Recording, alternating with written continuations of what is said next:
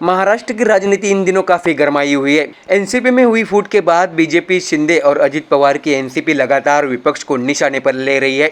तो वही एक बार फिर सीएम एकनाथ शिंदे ने उद्धव ठाकरे को निशाना बनाया है और उद्धव ठाकरे की संपत्ति की पोल खोल कर रख दी है। क्या है खबर, आइए जानते हैं विस्तार में। मुख्यमंत्री एकनाथ शिंदे, उप मुख्यमंत्री अजित पवार जलगांव में सरकार आपके द्वार पर कार्यक्रम के लिए उपस्थित थे। इस दौरान एकनाथ शिंदे ने सभा को संबोधित करते हुए उद्धव ठाकरे पर निशाना साधा। उन्होंने कहा कि हम सब जानते हैं, हमें बात करने पर मजबूर मत करो, नहीं तो हमसे छुटकारा पाने के लिए आपको दवा की जरूरत पड़ जाएगी।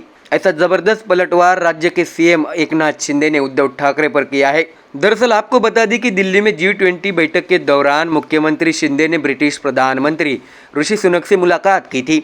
इसी के चलते जलगांव में अपनी बैठक के दौरान ठाकरे ने शिंदे को निशाना बनाते हुए कहा था कि शिंदे ने उनसे क्या बात की होगी और कौन सी भाषा में बात की होगी। उन्होंने ऐसा मजाक शिंदे का उड़ाया था। इस पर उद्धव ठाकरे का समाचार लेते हुए शिंदे ने कहा कि सुनक ने मुझसे कहा हाउ इज यूटी, मैंने कहा व्हाई।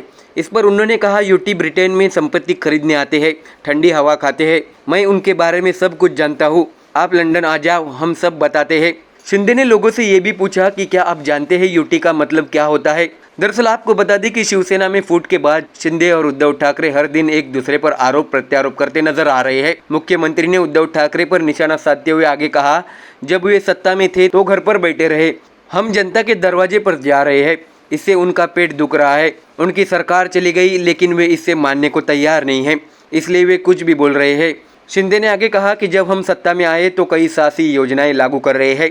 शिंदे ने यह भी कहा कि आम नागरिकों, किसानों और खेतीहर मजदूरों के लिए विभिन्न योजनाएं लागू की जा रही है। सरकार आपके द्वार पर कार्यक्रम से अब तक 1,61,00,000 लाभार्थी लाभान्वित हो चुके हैं। मुख्यमंत्री शिंदे ने यह भी कहा कि केंद्र सरकार ने राज्य की शासी चीनी मिलों को 10,000 करोड़ रुपए की टैक्स छूट देने का फैसला किया है। आपको बता दें कि अजित पवार ने मराठा आरक्षण को लेकर अपना पक्ष रखते हुए सभा में कहा कि हम ओबीसी या अन्य किसी के आरक्षण को प्रभावित किए बिना स्थायी आरक्षण देंगे। उन्होंने ये भी कहा कि केंद्र सरकार के सहयोग से महाराष्ट्र का विकास तेजी से हो रहा है। तो देखा आपने, सीएम शिंदे और अजित पवार ने सरकार पर निशाना साधने वाले विपक्ष को एक झटके में करारा जवाब दे दिया है। Bureau report, MDR news.